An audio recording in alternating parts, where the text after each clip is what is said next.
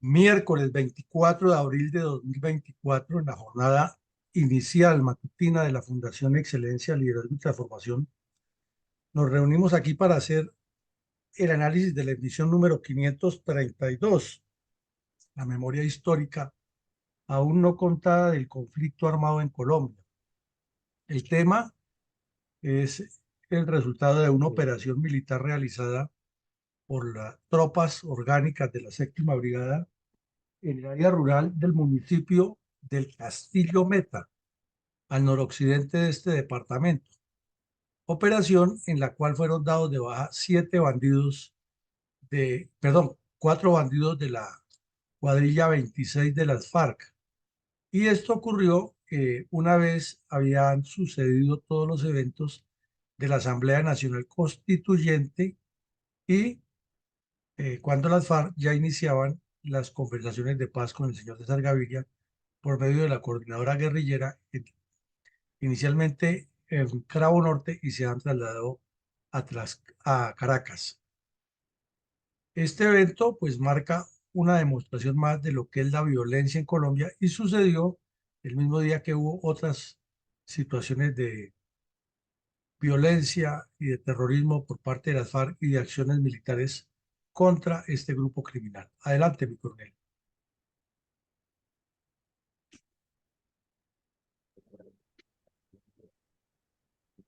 ¿Cómo se podría definir y caracterizar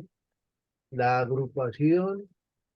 narcoterrorista conocida con la denominación de Coordinadora Guerrillera Simón Bolívar,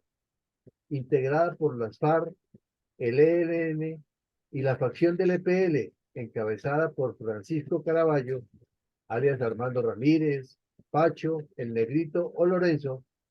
luego del ataque del ejército a Casa Verde y de haber sido aprobada la Asamblea Constituyente de 1991? Es mucha la tela para cortar que hay acerca de este grupo criminal. Es la segunda parte del proceso de unificación de planes terroristas de los distintos grupos para destruir a Colombia, realizado entre entre finales de la década del 80 y comienzos de la década del 90. Desde el año 92, 1982, corregimos, cuando Belisario Betancur inició a arrollar la institucionalidad ante las FARC, los grupos criminales encabezados por esas FARC, por el M-19, por el EPL, el Quintín Lame, el PRT y el Movimiento Autodefensa Obrera, que era una facción minúscula de terrorismo trotskista, que se han hecho famosos por el asesinato de Rafael Pardo Huelvas, se reunieron en Casa Verde y formaron la primera agrupación criminal que llamaron la Coordinadora Nacional Guerrillera. Y ese grupo delinquió todo el tiempo en coordinación y en sinergia hasta cuando el M-19 asaltó el Palacio de Justicia haciendo un mandado a Pablo Escobar y allí mm, Virgilio Barco no Belisario Betancur no actuó porque supuestamente las FARC no tenían nada que ver con el Palacio de Justicia, cuando ha debido actuar contra todos y acabar toda esa sinvergüencería, pero lo que hizo fue sostenerla. Y faltándole ya 3 meses para salir del gobierno, las FARC firmaron con Belisario Betancur una prórroga por un año del proceso de paz, de las conversaciones de paz. Entonces, de una vez el gobierno Barco entró amarrado, tampoco tuvo el carácter de suspender esa sinvergüencería, sino que la sostuvo y el señor Álvaro Leiva Durán se fortaleció más como mandadero de las FARC y de narcotráfico y de todos los bandidos que estaban allí reunidos. Eso significó entonces que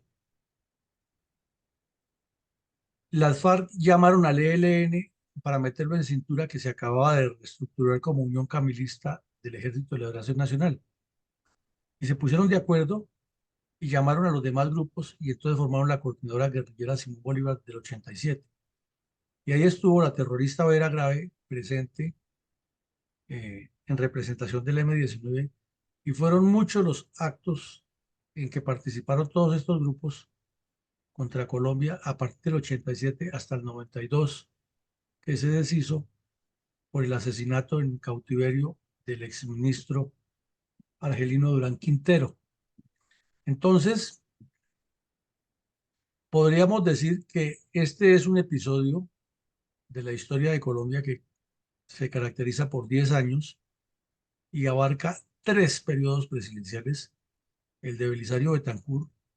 el de Virgilio Barco y los 2 primeros años de César Gaviria, caracterizados por una laxitud total, una carencia de autoridad total y una facilitación para que los grupos terroristas tomaran todas esas posiciones fuertes que han ido estructurando contra Colombia y que en ese tiempo lo hacían desde Casaverde, que hay un sujeto que llama Álvaro Leiva Durán, que es el artífice de que eso se hubiera mantenido, que se le hubiera hecho tanto daño a Colombia desde esos sectores. Entonces se podría hacer una descripción muy amplia de lo que fue la coordinadora guerrillera Simón Bolívar, que todo el tiempo mantuvo una oleada de terror y de violencia contra los colombianos, contra la infraestructura, contra la economía, y una metodología de presión muy bien articulada en los escenarios políticos y de negociación, y que los 3 gobiernos, sin excepción, estuvieron arrodillados ante los delincuentes. Mi coronel, ¿cuál es la importancia geoestratégica del municipio del Castillo en el departamento del Meta? Es un municipio que tiene una importancia capital para los planes terroristas de las FARC, por una razón muy sencilla. Aquí en este mapa vemos primero la ubicación del departamento del Meta, del cual hemos hablado varias veces, que está en todo el centro del país y une toda la cordillera andina con la Orinoquía, con la Amazonía, y sale hacia el sur del país y no es sino cruzar el Caquetá y el Putumayo y está en Ecuador o Perú. O por el contrario, hacia el oriente cruza Arauca y está en Venezuela, o cruza Bichada y está en Venezuela, o sale por el Baupés también, siguiendo la gran cantidad de ríos que hay. Entonces, un departamento que el Partido Comunista y las FARC le dieron la importancia capital, y por eso desde el inicio consideraron que ese era el epicentro sobre la cordillera oriental. Pero además es que se cruza la cordillera oriental y está en Bogotá. El departamento del Meta limita con Bogotá, lo vemos aquí. Saliendo por la carretera de Villavicencio-Bogotá, pues hay que cruzar a Cundinamarca y entrar a los llanos y descender hasta Villavicencio. Pero si existiera una carretera por la selva, por la cordillera, entonces bajaría directamente a Bogotá al llano. Lo que pasa es que allí la cordillera es alta y es el inicio del páramo Sumapaz,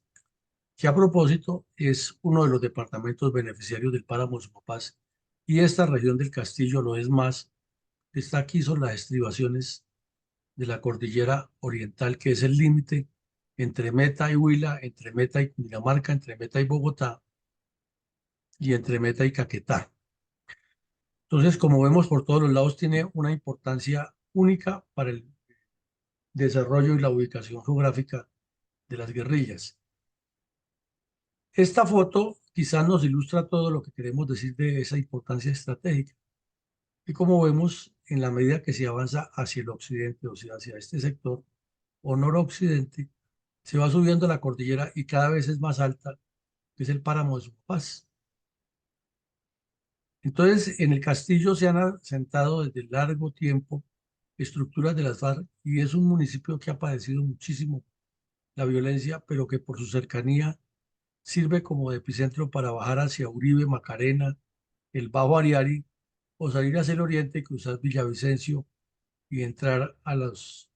llanuras del Bichada, o subir al norte y entrar a los farallones de Medina y Cundinamarca, o al páramo de Sumapaz en Bogotá, en Huila, y bajar por la cordillera por el sector occidental de Uribe Meta y está en el Caquetá. Ya estamos hablando del epicentro, el corazón, la fortaleza de las FARC. Ese podría ser un breve resumen de la importancia geoestratégica, mi coronel Saldaña. Gracias, mi coronel. Gracias, mi coronel. ¿Cuál fue la forma como los medios de comunicación presentaron la noticia de la muerte en combate de 15 narcoterroristas de las FARC en área rural del municipio del Castillo Meta a comienzos del mes de agosto de 1990, en la misma fecha en que tropas del grupo mecanizado Masa dieron de baja a más de una docena de narcoterroristas de las FARC en el municipio de Sardinata, norte de Santander, como lo explicamos en el episodio 123 de la memoria histórica, transmitido el 22 de mayo de 2022. Bueno, mi coronel, antes de responder eso, complementemos un poquitico lo anterior con unas fotos que nos dan más la idea de qué es lo que pasa en el Castillo Meta. Como vemos, la carretera ya comienza a ser muy quebrada en la medida que se aproxima al occidente del municipio y noroccidente, que dentro de la contextura, la configuración rural, este tipo de cascadas que son espectaculares y de un clima muy agradable, se encuentran a menudo en el descenso de la cordillera hacia el llano. Y tiene otra característica que hemos visto, es que la cordillera central, de la que hemos estudiado mucho, su territorio es muy deleznable, no tiene tanta roca. Como vemos aquí en la cordillera oriental, bajando al llano, la roca es más fuerte. Entonces este tipo de balnearios son muy comunes en el Meta, en el Caquetá y en el sector norte del nororiente del Huila. Y uno de los grandes cultivos que se ha desarrollado en esa región del Castillo es el de plátano. O sea que la mayoría del plátano que se consume aquí en Bogotá y del banano, plátano verde y en otras regiones del país proviene de allí, de ese sector. Una zona muy rica, pero infortunadamente afectada por el terrorismo comunista. Respecto a su pregunta de cómo presentaron los medios el hecho de la muerte de los bandidos en el Meta, pues aquí tenemos esta foto del periódico El Tiempo que nos da la pauta. Destacan más lo de los 14 terroristas muertos en el sector de Cúcuta, en el grupo mecanizado Masa,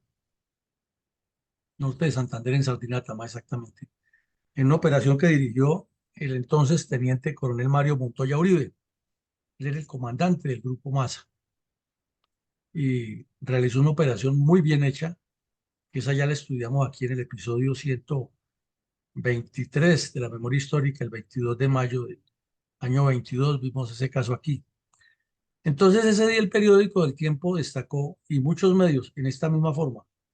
en grande, lo de los 14 bandidos muertos en el Tarra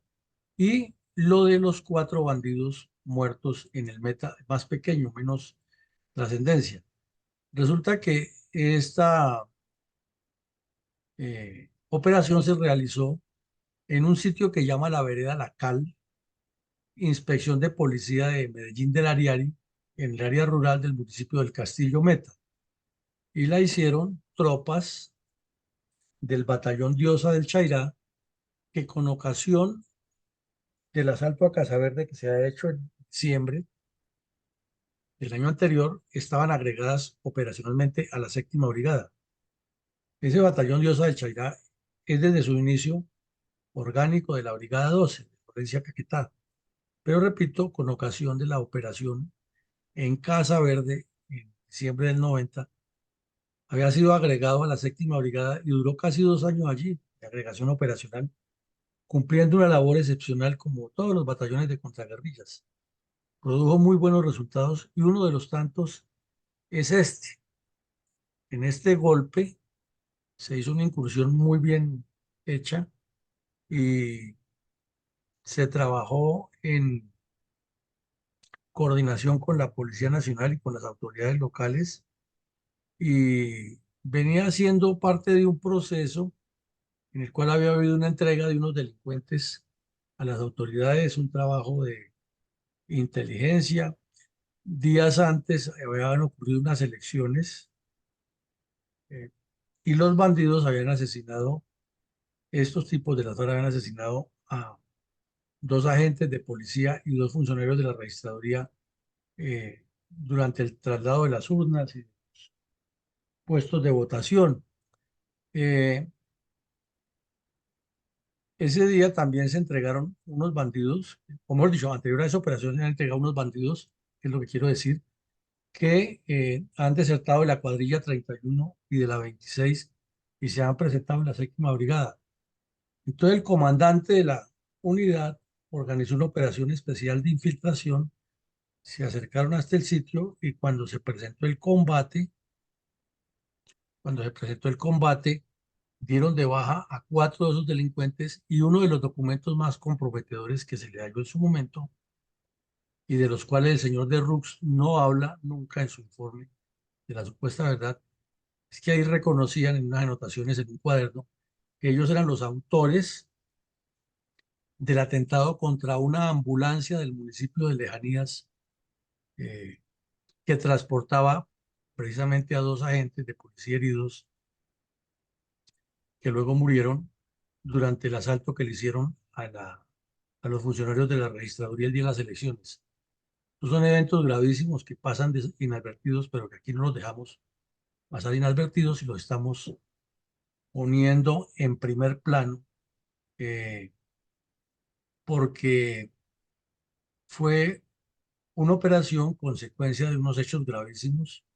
y a estos delincuentes se les incautaron también documentos del Partido Comunista, el Pasquín Voz, cartillas de formación marxista, municiones, armas y desde luego pruebas y otros documentos que sirvieron para nuevas operaciones militares. Pero en síntesis, así se resume esta operación y esos son los hechos más trascendentales. Mi coronel, ¿cuáles fueron los argumentos del gobierno Gaviria para presentar la Ley de Seguridad y Defensa Nacionales que fue enterrada por el Congreso de la República? Entonces, mi coronel, lo que parecía un primer triunfo de las fuerzas militares lo presentaron unos oficiales que estaban en el Ministerio de Defensa y el Comando General. Eh, el primer impulsor de eso fue el general Luis Roca, que era el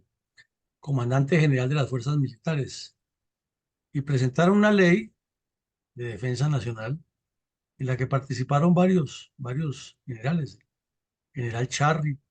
era coronel, general Adolfo Clavijo y otros, y la redactaron. Entonces, el ministro Pardo no le encontró mayor observación, tampoco sabía de eso, y la aceptó y la llevaron al Congreso de la República. Y Gaviria anunció con bombos y platillos que su gran logro iba a ser que iba a sacar por primera vez una ley de defensa nacional actualizada, a la que se había derogado el 65, porque el primero que hizo una ley de defensa nacional fue el general Ruiz Novoa. Él dejó hecha la ley de seguridad y defensa nacional, pero después con todos esos ires y venires y con toda esa laxitud de los diferentes gobiernos, la derogaron y quedó el país sin ley de defensa nacional estando en guerra.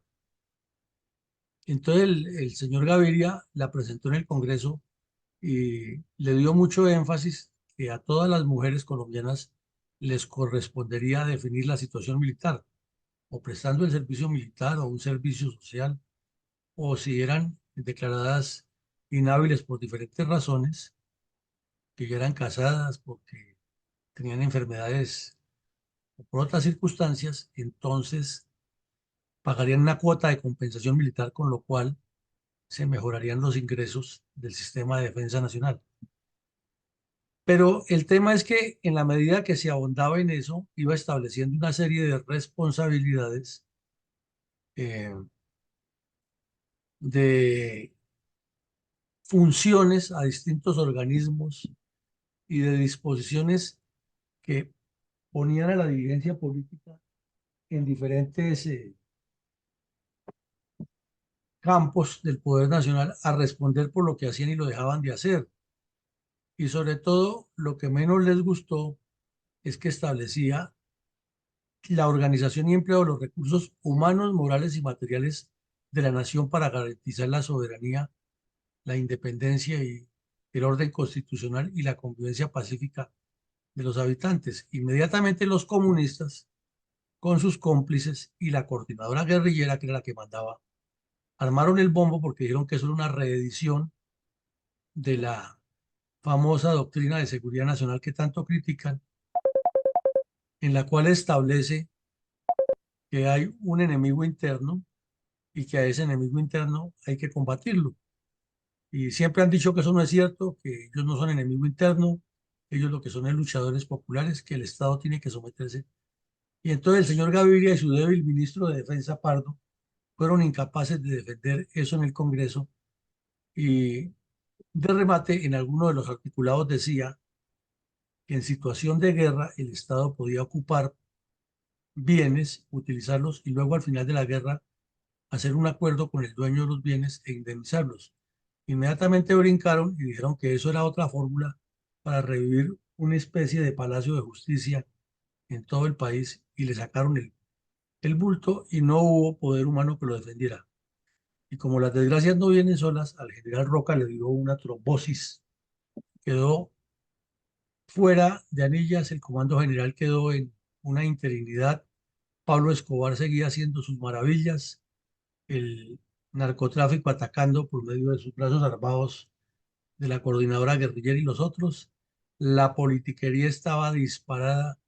el M-19 que ha sido el que ha manejado la Asamblea Constituyente estaba en una crisis total, que esa ley quedó en el olvido y de ahí para acá ha sido imposible porque el Partido Comunista, por medio de sus cómplices y de sus miembros, ha tenido esa incidencia en evitar que se haga una ley de seguridad y defensa nacional. Y al mando militar en sucesivo tampoco le ha llamado mucho la atención ni se han metido en eso, a pesar de que se ha dicho y hay sectores que han opinado que se necesita. Pero eso no tiene sino una sola solución, es tener un partido político propio que la lleve y la saque adelante en el Congreso. Lo demás será repetición de lo mismo. Coronel, ¿fueron efectivos con el paso del tiempo los acuerdos binacionales de seguridad con Venezuela? Lamentablemente no, al contrario, desde ese momento comenzó a deteriorarse la situación o venía ya en franco deterioro. Quienes estábamos en esa época en las operaciones recordamos que cada vez que había combates con los bandidos se les incautaban armas y municiones con el sello Cabim, todas provenientes de Venezuela. Eh, ya habían iniciado los diálogos de Carabobo Norte y luego de Caracas precisamente con la complicidad de sectores del gobierno de Venezuela. El canciller de Venezuela era un bandido que ha sido guerrillero en los años 60, Pompeyo Márquez, y era completamente proclive a las FARC. Ya las FARC tenían oficina en Caracas.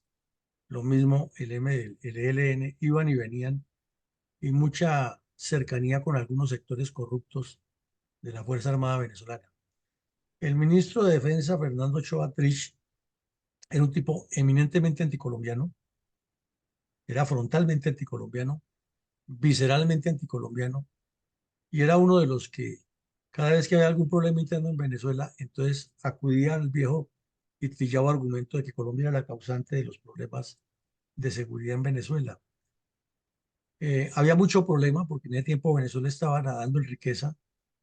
y en las fronteras el contrabando era impresionante de todo tipo de ganadería, de víveres, de petróleo, de gasolina, y la delincuencia colombiana ya estaba secuestrando en Venezuela con la connivencia de algunos sectores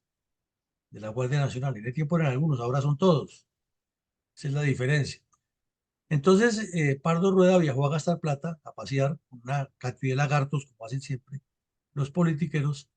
a hacer acuerdos binacionales sobre seguridad, pero eso era como una mentira dicha en forma descarada, porque se sabía que el señor Ochoa Antich, que odiaba a Colombia, su actitud era siempre anticolombiana, y el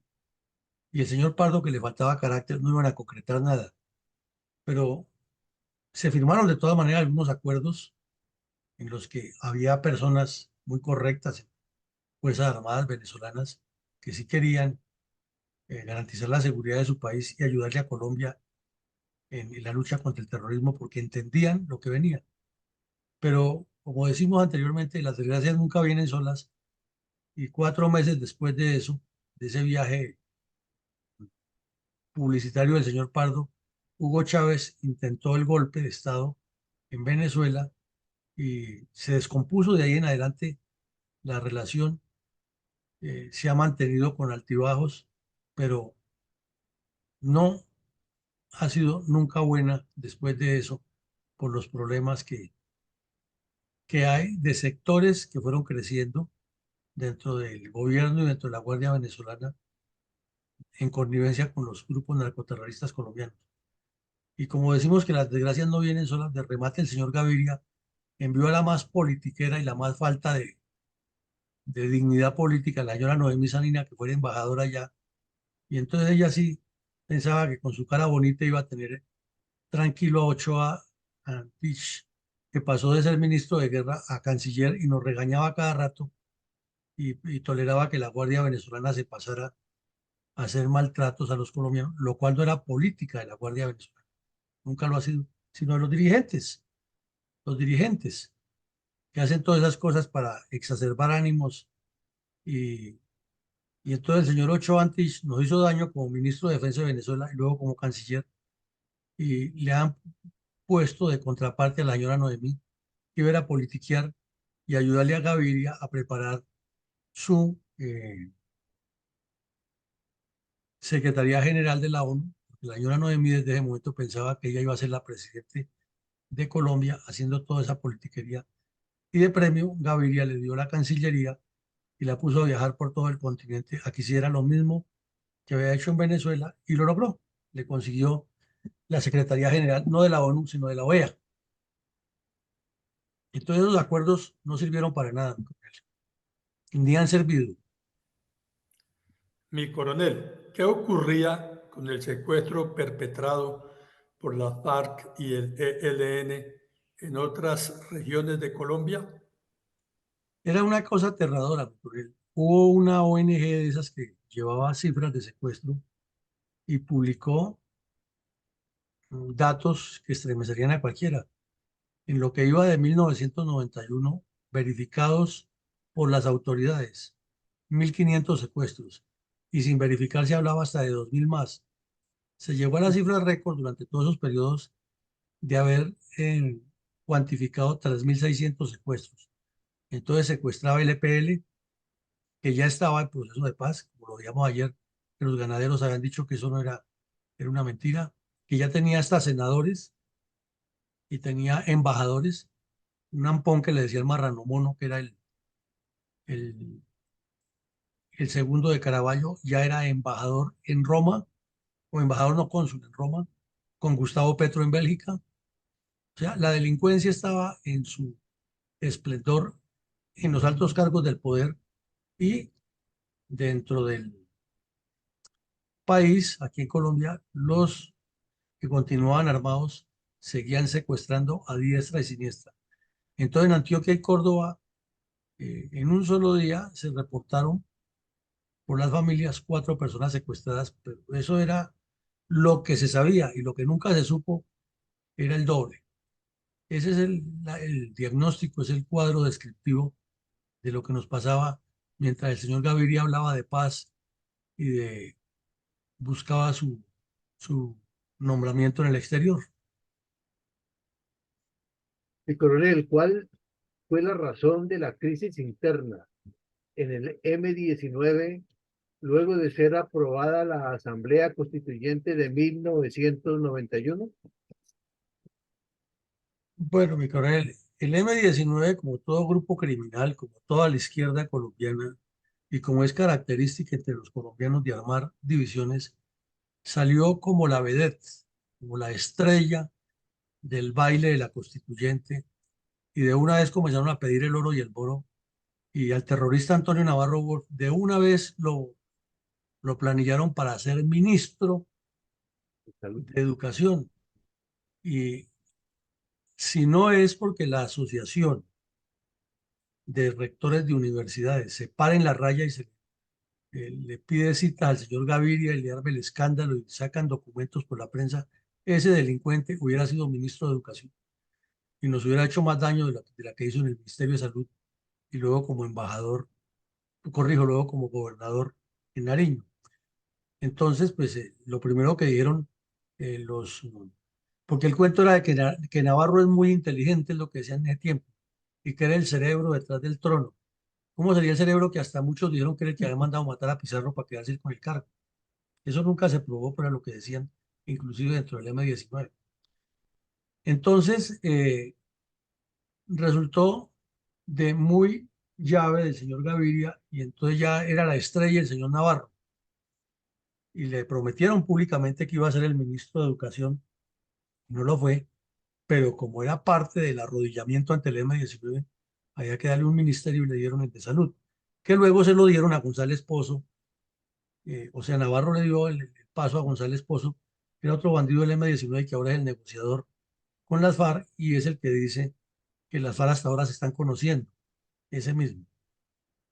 Entonces, hubo muchas dificultades, hubo unos miembros del M-19 que dijeron que se había perdido toda la esencia revolucionaria que ellos tenían, que los cabecillas del M-19 se habían plegado ante el gobierno Gaviria y que ahora hacían parte de la misma corrupción que tanto habían criticado durante el tiempo que estuvieron en armas. Y comenzaron a hacerse organizaciones pequeñas, grupos, debates, comenzaron a reclamar que por qué a los terroristas de base les daban una cantidad de dinero tan poquita y en cambio a los cabecillas les daban tanto, que por qué Petro se ha ido de cónsul, que era un delincuente que nunca había combatido, sino que era especialista en secuestros y en torturar secuestrados. Todo eso lo sacaron a relucir ahí en la pelea. Entonces, finalmente eso generó el nacimiento de un grupo que aquí ya lo estudiamos y que 7, 8 años después el ejército lo eliminó por completo en el Quindío, que se llamaba la cuadrilla Jaime Bate Mancayón, que también siguió delinquiendo, asaltó poblados y cometió varios crímenes. Y todo el tiempo, por lo menos durante toda la década del 90, hasta que desapareció ese grupo, el Jaime Bateman, siempre se tuvo la sospecha de que el M-19 estaba jugando a dos bandas, como lo están haciendo las FARC ahora. Ese es un resumen de la crisis que estaba ocurriendo. Mi coronel, ¿qué sucedía entre tanto en el municipio de Puerto Boyacá, departamento de Boyacá, con los grupos de autodefensa campesina que habían entregado las armas y pretendían desligarse del narcotráfico del cartel de Medellín? Pues que como César Gaviria, cuando fue ministro de gobierno del señor Barco, los atacó tan vehementemente y los señaló de ser los responsables de todos los crímenes que ocurrían en el Magdalena Medio, y fuera de eso los ligó directamente con el narcotráfico, porque la mayoría se dejaron ligar. Entonces, cuando llegó su gobierno, los delegados de paz del señor Gaviria también hablaron de paz total. Por eso decimos aquí, reiteramos que el cuento de la paz total de Petro ni es un invento de él, ni es nada nuevo, ni ha producido resultados como lo muestran estos hechos. Entonces, en Puerto Boyacá, 200 miembros de las autodefensas que querían desligarse completamente del narcotráfico, querían separarse de todo proceso penal y habida cuenta de que 3, 4 años antes las FARC habían asesinado a Guarín Vera, que era el representante político de ellos y uno de los más vehementes defensores de la libertad y el anticomunista en la región, decidieron entregarse y se entregaron. Y en el batallón Bárbula los recibieron y les recibieron los fusiles, las escopetas, las armas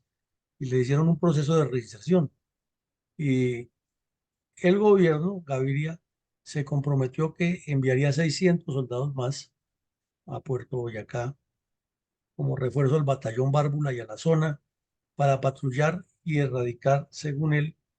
a la violencia que estaba haciendo la coordinadora guerrillera, lo cual no dejaba de ser una perogullada porque los militares no iban a poder actuar de la manera que actuaban estos otros bandidos que sí tomaban la justicia por su propia mano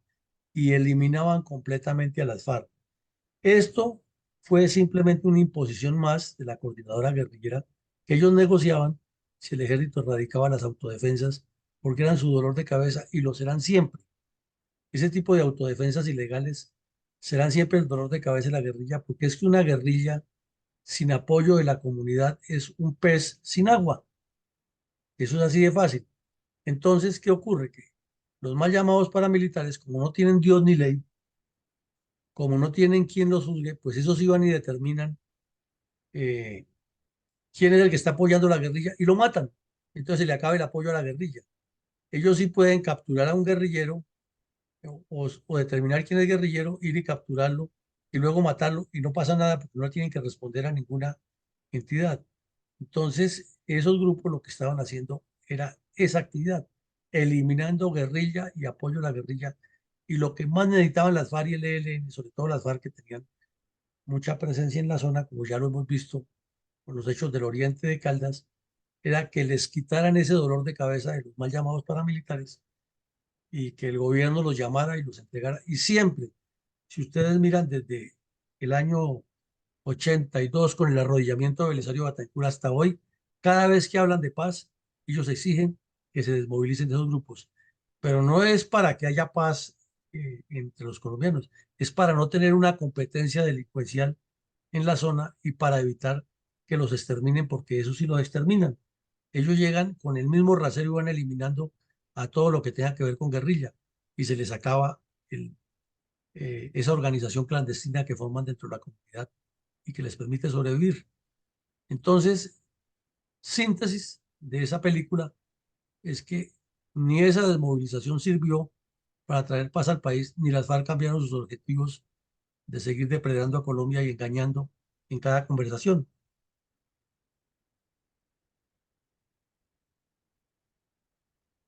Coronel, ¿por qué los narcoterroristas de las FARC y la corriente de Renovación Socialista CRCS, disidencia del ELN, se acusaron mutuamente de la masacre perpetrada por las milicias urbanas de las FARC en Usme, al sur de Bogotá, a comienzos de diciembre de 1991? Mi coronel, es que como todo ese enredo se armó gracias a la laxitud del señor Gaviria, entonces apareció el ilustrísimo y hoy analista, especialista, politólogo, moralista y guía intelectual de la política colombiana, León Valencia. Era un terrorista de la peor laya, ya igual a los demás. Tenía en su haber asesinatos, secuestros, robos, ataques a poblados, etcétera. Apareció con una disidencia que llamaron dizque la corriente de renovación socialista dentro del ELN. ¿En qué consistía? Que unos bandidos del EPL que se habían unido al ELN en el 86 para fundar la famosa Unión Camilista, decidieron dar pie atrás, como si dando pie atrás se les borraran todos los delitos que cometieron antes. Y hoy parece que sí, porque el señor León Valencia ya no lo miran como el terrorista que fue, sino como el analista, el asesor, el experto. Hasta cuando hay elecciones en Colombia, lo llevan en Caracol a que sea analista de lo que pasó en las elecciones y los colombianos nos aguantamos todo eso, los televidentes. Entonces, ocurrió una masacre en Usme perpetrada por las FARC contra algunos de sus exintegrantes y contra personas que no le caminaban a la idea del comunismo, vinieron las FARC y los asesinaron. Entonces, muy habilidosos las FARC le echaron la culpa que ha sido la corriente de renovación socialista. La corriente de renovación socialista dijo que eran las FARC que al contrario les estaba matando a sus milicianos en Urabá, como estaba ocurriendo con los desmovilizados del EPL. Entonces fácilmente Tiro Fijo le dio la vuelta al asunto y dijo, no, no fue ni la corriente ni fueron las FARC, fue el ejército que organizó un grupo de paramilitares. Lo cierto es que entre esos bandidos asesinaron a un poco de civiles y le dieron la vuelta y los medios de comunicación se prestaron para ese show. Eso es otra parte de la famosa paz del señor Gaviria y de la constituyente, como la interpretaron y la aplicaron.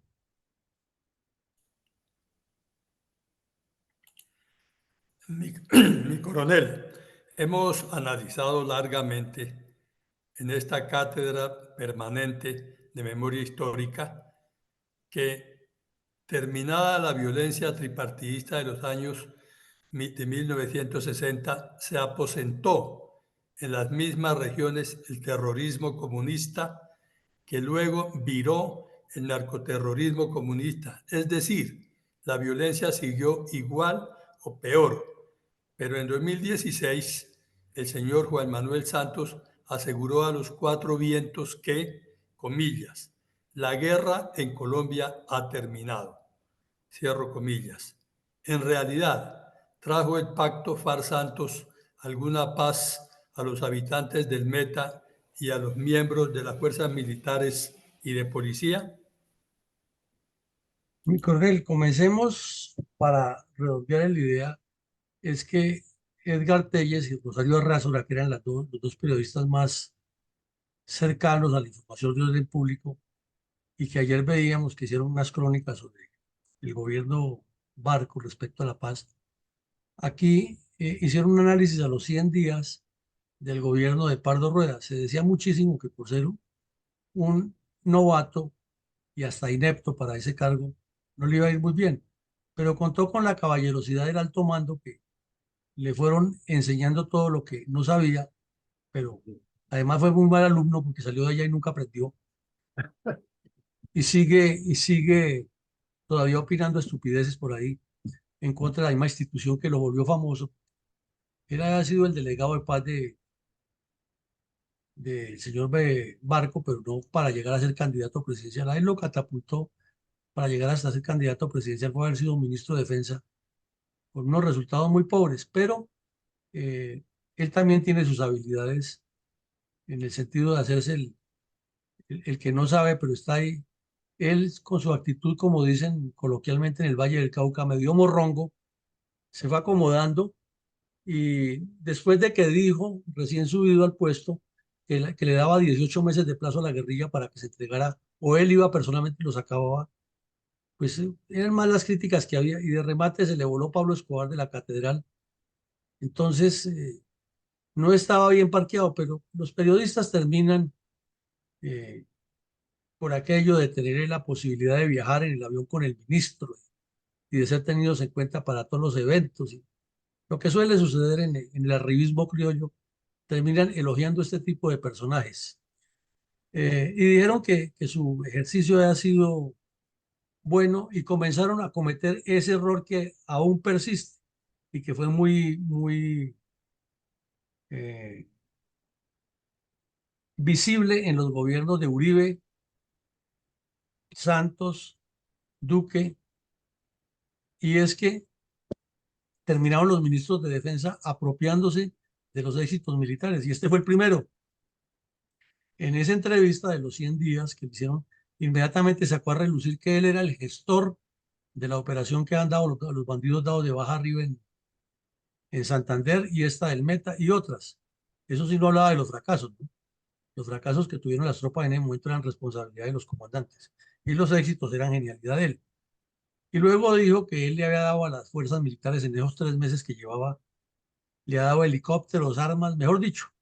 nos hemos vuelto los Rambos gracias al señor Pardo Rueda. Y la prensa le hizo todo ese despliegue, ya entendemos para qué, con el fin de, de presentarlo como El Salvador. Y pues el tiempo era de la familia Santos. La familia Santos era cercano a los Gaviria y les daba mermelada con 1000 contratos al periódico. Entonces, hagámonos pasito y démosle éxito. Y ahí llegó a hablar de que él iba a depurar internamente. O sea, Marta Luisa Ramírez no es la única bocona que dice que ella depuró la institución, sino que él también decía, Pardo. Y de remate dijo algo que todavía no lo está debiendo y que nadie se lo recuerda, es que él iba a modernizar el Código de Justicia Penal Militar. Y estamos viendo que 32 años después, la justicia penal militar está más arrinconada, más desprestigiada y sin ninguna incidencia en la disciplina y la moral y el manejo del sistema de justicia interno de las fuerzas militares. Pero como se nos olvida a los colombianos, aquí sí los ponemos en primer plano. Eso para decirle, mi coronel, cuando usted me pregunta que si el pacto FARC-Santos trajo alguna paz a los colombianos en el departamento del Meta, entonces yo le digo que atando las dos cosas, ni el pacto que hizo César Gaviria con ellos, ni el nombramiento ministro de Defensa Civil, que supuestamente era para darle una dinámica distinta a la relación de los colombianos con las fuerzas militares y la búsqueda de la solución al conflicto, ni lo que se arrodilló el señor Santos y sus delegados en Cuba con los bandidos le trajo nada de paz al Meta, porque ahí tenemos a todas las cuadrillas de las FARC diseminadas hoy en día cometiendo delitos en el Meta. Hasta hace unos meses que estuvo gobernando el Meta, un señor muy serio y muy transparente, se le paró en la raya varias veces al señor Petro y le dijo que las FARC seguían mandando allá, que ese pacto no servía para nada y que lo que necesitaba era presencia institucional en todos los campos para combatir el narcoterrorismo comunista. Entonces, de nada sirvió ni lo uno ni lo otro. Escuchemos un minuto de silencio en memoria de todas las víctimas de la atroz violencia desenfrenada contra los colombianos desde 1960, con la violencia tripartidista y décadas subsiguientes hasta el día de hoy, incluidas las oleadas narcoterroristas de la coordinadora guerrillera Simón Bolívar durante la década del 90.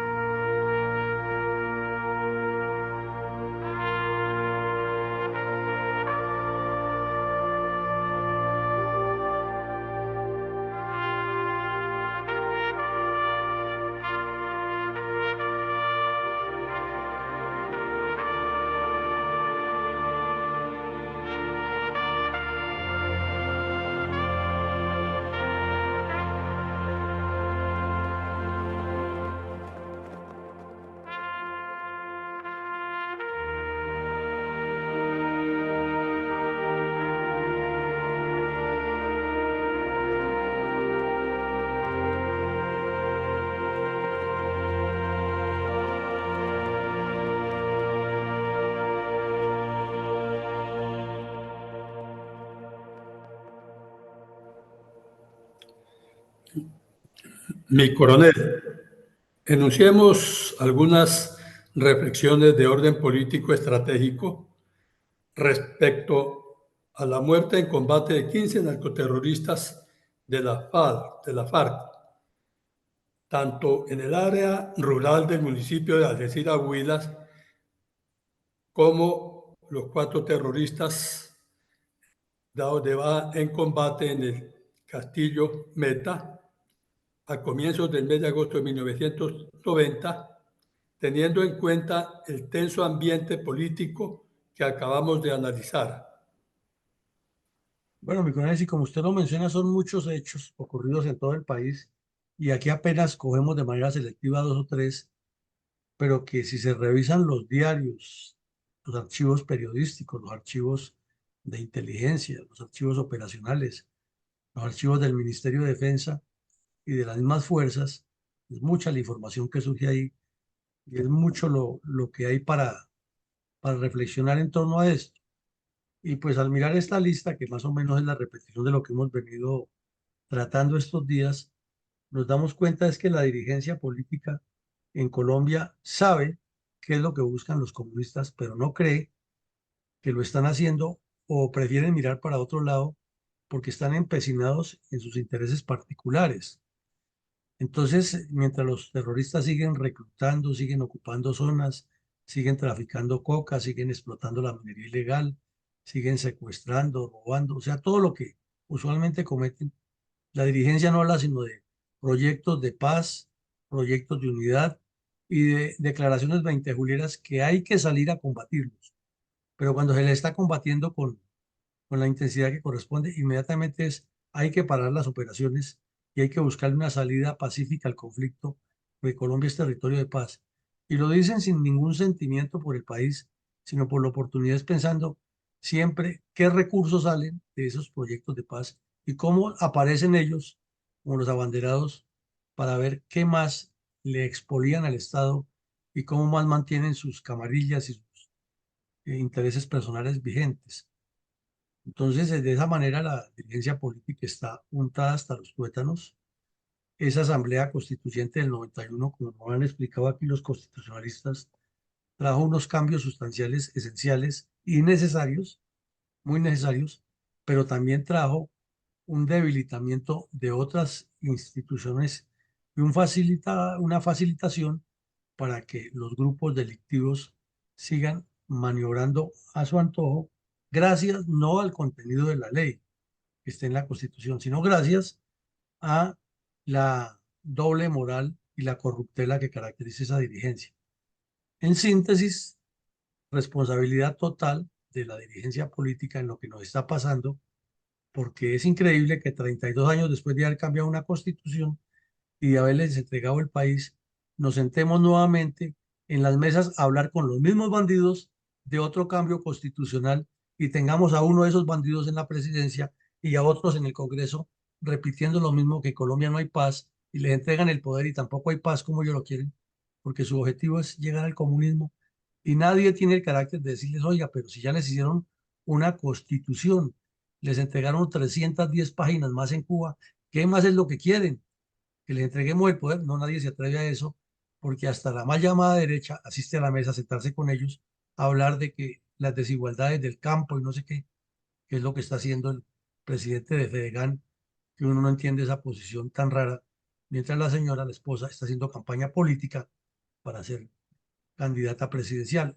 O sea, es la dirigencia política de todos los sectores, izquierda y derecha, la que juega con el destino del país y la que tiene este cuadro que tenemos escrito ahí en pantalla al frente, pero mira para otro lado y busca esguinces donde no hay que hacerlos, sino donde hay que pararse en la raya y decir la ley dice esto y se acabó la vagabundería.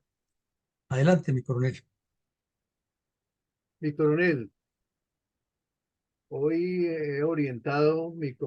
conclusiones, mi comentario, desde el punto de vista resultante de acciones como las que tratamos en el día de hoy y que siguen viviendo, se siguen sucediendo. El título es Pactos, Acuerdos, Conversaciones, Asambleas, etcétera, de paz para incumplir. Las mismas tierras sufridas y violentas del bandolero Guadalupe Salcedo me hacen evocar el pasado, no solo por lo sangriento de las acciones impuestas y patrocinadas por el comunismo y ahora por el narcotráfico, me hacen evocar y comparar la verdadera responsabilidad de las partes actoras en los no sé bien o mal llamados acuerdos de paz. Todo debido a la inefectividad en cuanto a cumplimiento y conveniencia de algunos de los lados o de los dos lados, lo que logra que siempre uno de estos salga beneficiado en detrimento del otro. Por eso, hoy en día nos vemos calificados como un país millonario que con nuestros impuestos y el presupuesto nacional tienen con qué pagar y mantener al estilo del pedido y exigencia de los izquierdosos comunistas, a costillas nuestras, a costillas del pueblo honrado, trabajador, pueblo al cual solo le queda a duras penas lo poco que le dejan, pues a pesar de los pactos, se le siguen haciendo terrorismo mediante el secuestro y la extorsión, muchas veces sin que entreguen nuestros familiares víctimas de estos procederes inhumanitarios. ¿Cómo se explica la cantidad de premios, medallas, onerosos pagos, burocracia y demás prebendas de las cuales han sido dotadas estas solo convenientes para los malos, mientras la fuerza pública sigue sin respaldo o limitadamente trabajando en zonas que la permisividad engañosa del gobierno de turno les ha permitido invadir y posesionarse a nombre de un cese bilateral unilateral de muchas regiones del país, aplicando y exigiendo la autoridad que nunca tuvieron, a menos que sigan siendo como antes a punta de uso del terrorismo y la fuerza. Otros, en cambio, hablan duro de los delitos cometidos por los demás, fruto de la amañada, escogida y sesgada intervención de un tribunal que obra a favor de ellos. Fuera de eso, el también uso de estos calificativos de personajes con informes mentirosos como el de la verdad. Así las cosas, hoy quiero resaltar mi comentario analítico con una reflexión que nos obligue a terminar con tantas conversaciones que solo tienen cumplimiento de un solo lado y pensar que los estériles resultados futuros solo abrigan la continuidad del terrorismo y la violencia generalizada, y que salgan hoy a aceptarlo en los medios de comunicación porque nada les va a pasar. En cambio, ingentes esfuerzos y deseos de complacer a familias, especialmente de secuestrados, algunos ya habiendo pagado las exigencias del narcotráfico y de las narcoterroristas, son torpedeadas por otros gobiernos y autoridades extranjeras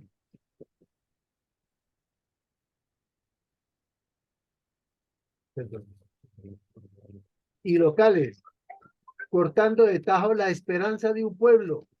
una familia que lo único que ha hecho es trabajar honradamente y quieren saber de la suerte de sus padres, hijos y demás familiares secuestrados. Entonces, ¿para qué los acuerdos y la firma de pactos y demás? ¿Para qué conversaciones? En el sitio que sean y con las condiciones que se escriban, si no se van a cumplir y lo primero que se falla es que la paz nunca llega. Finalmente, culto a nuestros héroes, verdaderos sacrificios que derramaron su sudor y sangre en los campos de nuestro país, especialmente reiterándoles a todos la invitación para que desarrollemos el mejor homenaje que le podemos dar hoy en día: leer, ver y analizar las más de 530 ediciones de la memoria histórica expuestas en nuestra página web de la Fundación Excelencia, Liderazgo y Transformación, y tengamos la seguridad que estos tristes episodios no se repetirán, para nuestro bien, el de las futuras generaciones y el de la misma patria. Muchas gracias, mi coronel. Bueno, mi coronel, muchas gracias y muy coincidente su comentario con la reflexión final que hicimos,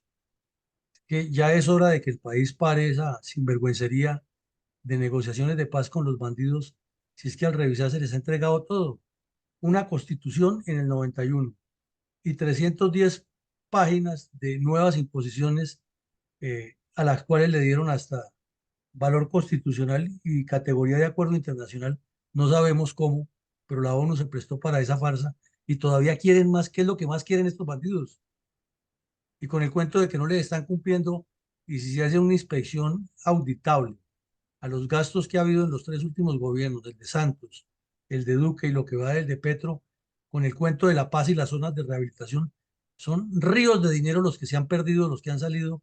para satisfacer estos delincuentes. Entonces uno se pregunta, si todo ese dinero lo hubieran recogido y lo hubieran puesto a una entidad particular, a que construya carreteras y centros de salud y escuelas, y seguramente el país tendría muchos más cosas visibles y los bandidos que se desmovilizaron estarían en otras condiciones y no coadyuvando el delito. Pero lo que vemos es otro escenario que falta poner los puntos sobre las IES. Llegamos al final del ejercicio. Esta noche continuaremos con el análisis de la Constitución Nacional de Colombia a cargo del señor coronel Diego Caicedo Muñoz y mañana retornaremos a nuestra habitual jornada de la memoria histórica aún no contada del conflicto armado en Colombia. Feliz día para todos y que Dios nos siga acompañando. Amén, mi Gracias. coronel. Feliz día para Bendiciones para todos. todos.